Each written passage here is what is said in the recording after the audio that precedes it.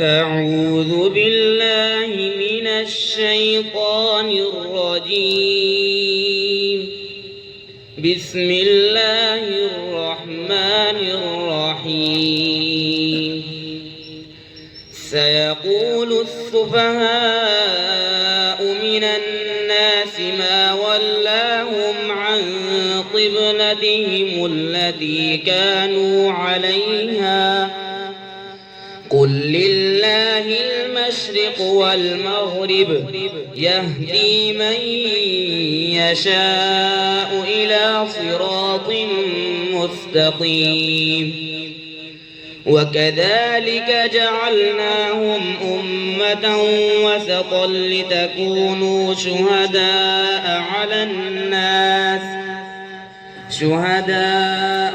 الناس ويكون الرسول عليكم شهيدا.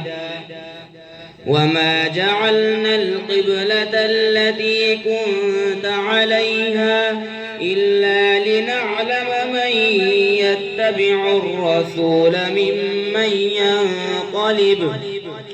ممن ينقلب على عقبيه وإن كانت لكبيرة إلا على الذين هدى الله وما كان الله ليضيع إيمانكم إن الله بالناس لرءوف رحيم.